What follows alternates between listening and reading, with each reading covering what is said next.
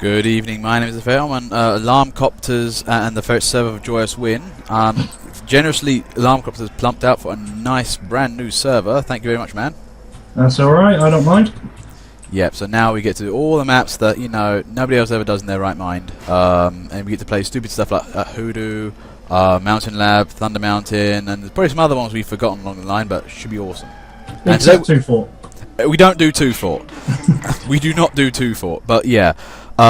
Steel is one of the things we've been wanting to do for a long time in the commentary. This is amazing fun in here. Yeah, something about Steel is like, it's really daunting to a first-time player, and I can totally see why, because, you know, E can be capped first, that makes no sense, you know, why would anyone do that? But when you actually get down to playing it and stuff like that, it's a really, really fun game, and I hope to expect some really, really good gameplay from this one. Yep, I know, yeah. I love Steel for that reason. It's a great one for, like, it's the most strategic of the maps, actually. I mean, you can really put an enemy team off by going straight for E, like, how's it happening now? Oh, there he is. Okay, who's that? Sir Slapslot. Playing the bravest scout, and there's Piers. The rarely seen, very risky, straight for E strategy. It's a strategy that I like to advocate this strategy purely because if you manage to get enough people distracted so they go and have to protect E, then it pretty much opens A up nicely for you, and you know, if you can hold it off long enough, you're pretty much guaranteed a point cap either way. Yeah, that's the thing. I love this part of the server for that reason. Oh, what was that up there? I saw Ink-Based Carl there taken down my baldy dog, nearly got a stab kill. But yeah, what you said though, it's, you know, there goes blue team for A. This is the thing with this map, juggling between A and E, whatever the point currently is. It's lovely for that reason. I'd also say as well, I think this is probably one of the few maps where, you know, in sort of attack-defense modes, where I don't think it's, you know, stacked incredibly for the blue team. Usually, you know, there's a lot of maps where you just sort of think, well, blue are going to win this because of how the map is laid out. This one's a little bit different. There's lots of really good areas for sentries, and because of the size of it, you know, it sort of takes a bit of learning and some getting around, and it kind of makes for a better game overall, I think, which is why it's one of my favourite maps. Yeah, this is definitely one of those maps that is pretty much for the advanced members of TF2. It's not, as I said, not very good for the basics, but for us who've been playing a long time, we love this map simply because stuff's going on everywhere, and this map has that potential for blitzing. You know, I love blitzing. You can hit A, go for B, go for C, and if you know what you're doing in this map, and you know where to go, it's amazing fun speed. And you know, this is one where the defenders are actually, they have an advantage simply because they've got, you know, a nice defensive advantage, but at the same time you need to know where you need to be at the right time, right place. Yeah, absolutely. I think as well, yeah, just a lot of it is basically timing. Just the fact that if you can get sort of a stranglehold on one particular area, it still doesn't actually guarantee, you know, a game win. Because I've seen games on this where they've, you know, blue have basically been huddled up right next to E, but they haven't been able to push themselves in because they can't pace themselves well enough. You know, it does come down to the usual, you know, trickles of people, but even when you have got, you know, blue team basically stomping everything, they're still not guaranteed to win. And I think, yeah, that is another thing that just sets it apart, the fact that, you know, there's no sort of easy way of winning this map for either team, and it kind of forces you to play properly. Yeah, I agree with that so much. I mean, the thing with this, man, you saw this here, and you know, we saw an Uber go in there to pretty much get A, and that's what it comes down to sometimes. You can win by speed, but if the other team's playing properly, you're gonna have to break up the Ubers. That's, you know, I like that in a map actually. I mean, and this map as well. I mean, this is the one where basically this game really forces you to keep an eye on the objective. I mean, there's no point defending A anymore; it's gone. But you got more access to E, so you got to keep an eye on that. And you know, B's the next one, but you need to have the time. There's so many little factors here and there that, you know, a good strategic team will win this. Yeah, it's almost one of those ones where a Highlander team pretty much is the guaranteed best route for attacking or defending, in fact, because especially B, actually, just looking at it from above, there's lots of really good areas for pretty much any class to attack from or defend from. I personally love defending B as a sniper or a pyro. You know, if you can make your way around towards towards blue spawn as a pyro, and sort of keep doing a route, that's a really, really good way of pissing them off and keeping the point safe. Well, so speaking of points, I mean, look at this though. This is what I'm saying. Blue team blitzed B, and they got that straight away. And then there's those gates, them slow gates. There is a way around that if you know where to go, but you know, this is where, you know, red team needs to be on the ball and know where they need to go. Unfortunately, this is one of the problems with this map, is that people get lost all the time.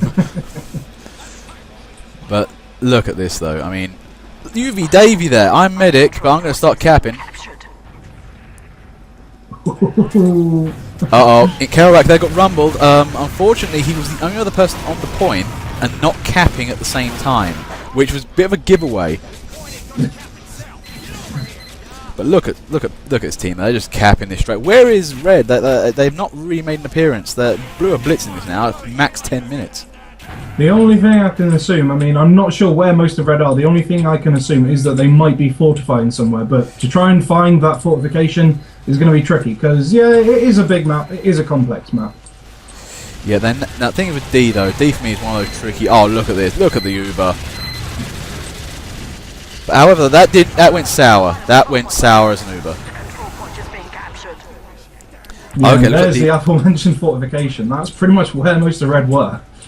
Yeah, now this is the thing. Red have got a nice hunkered down area now. And that's the thing. If you get an initial charge from C, you can get a nice position to get around that top area. But they kind of lost the charge there. But you know, D's a weird point because actually D keeps red in the game. So you lose D, E becomes so much harder to hold. But E is now easily grabbable for, you know, the blue team.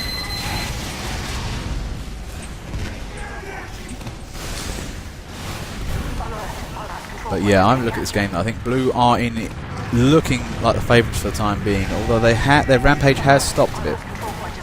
Yeah, they've definitely been playing very, very well throughout the entire game, and I don't think red have been playing badly. It's as much as it is they just haven't been in the right place. You know, everything that we've seen them do has been really, really good defending, but you know, it's sort of been defending where the cap wasn't being, or the point wasn't being capped. So, you know, possibly falling on deaf ears, so to speak. Yeah, and that's the thing. I mean, look at it now. I mean, red's defending beautifully right now, and this is where the strategy comes in. I mean, they've got direct access from their spawn point to point E.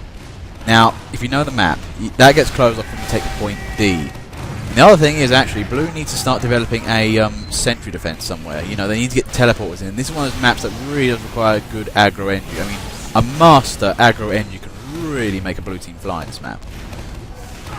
And vice versa for red as well. I mean, this is a really good map. If you've got a good engineer or a good sort of push force, you can actually pretty much restrict blue back to their spawn point, and that can be a real tough one to break because, you know, you've got two exits, and if both of them are cut off, then you're kind of out of luck. I'm looking at that scouts here. We've seen a lot of blue scouts. They're trying to cap that middle point, but I'll tell you this now, this is one of the longest and hardest to point caps in all of TF2 land.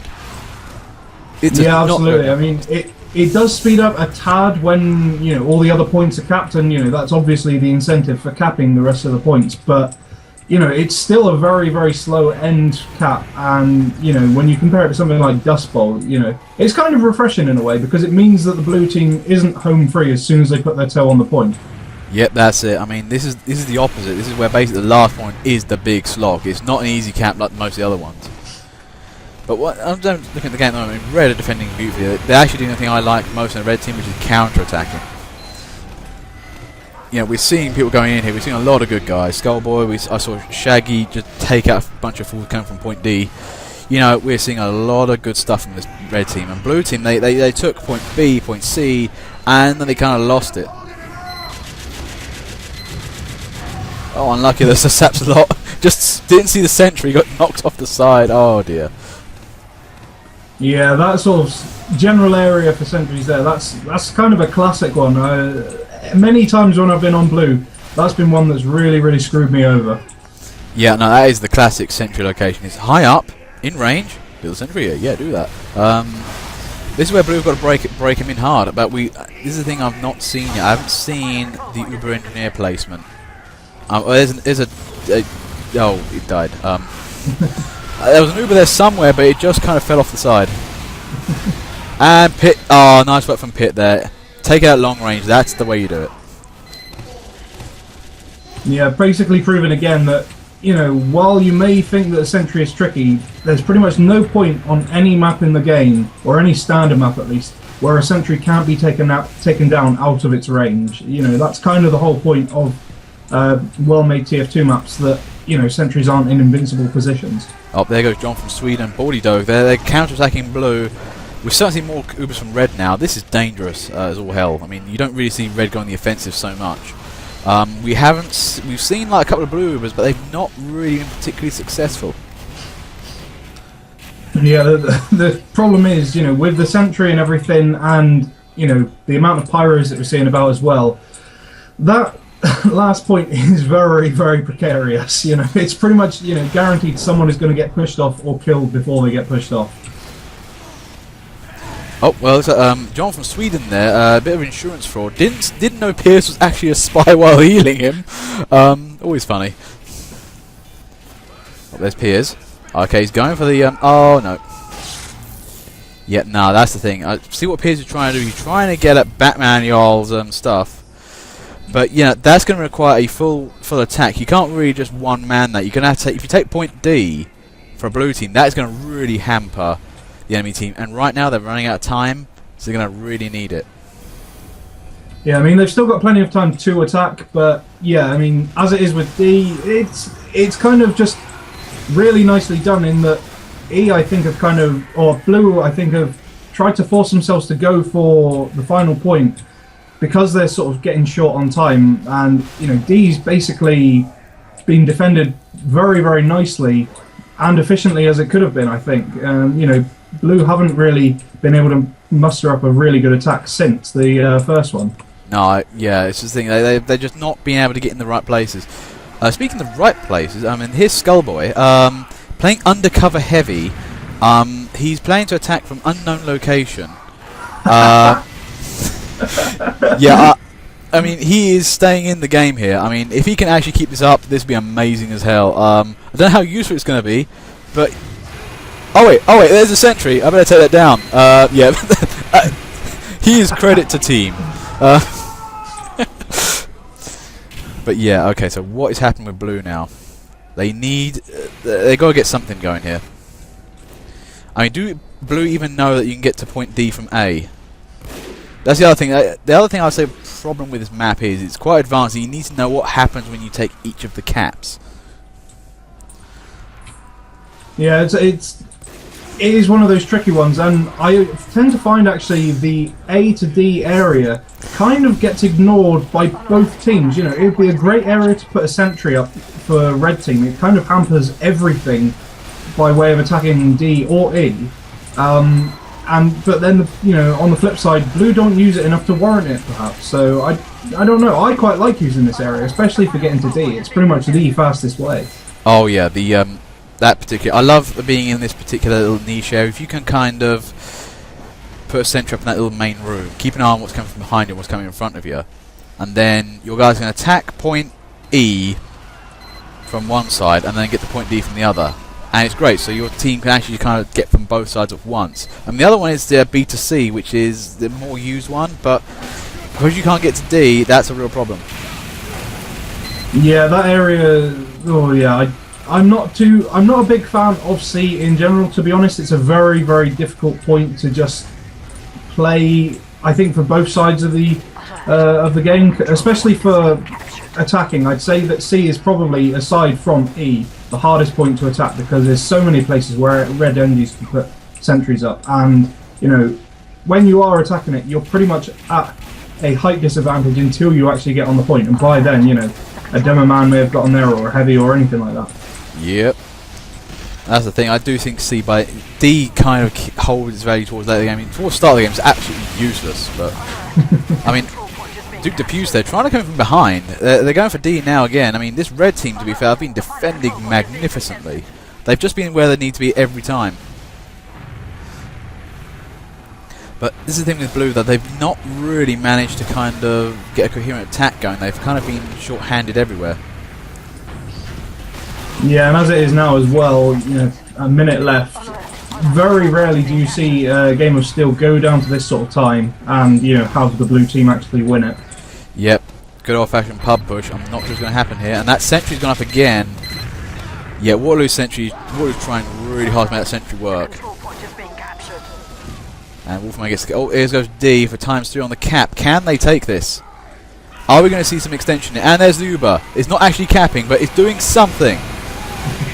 There we go. Oh, okay, it's some capping. It's capping on point E. What is going on here? Oh, wow. What happened on D, though? I mean, there was confusion everywhere. Red swarmed in, and they went for point E, but I think all the blue team nearly got killed at once there. That was bad. Yeah, that was very grim. I think sort of a little bit of disadvantage there was the fact that there was an Uber while they were on the point, and that might have hampered them. But yeah, looks like Red have managed to hold it out. Yep, and Red have won this magnificently. And beautifully immediately burned and destroyed on the point with flames and gravity.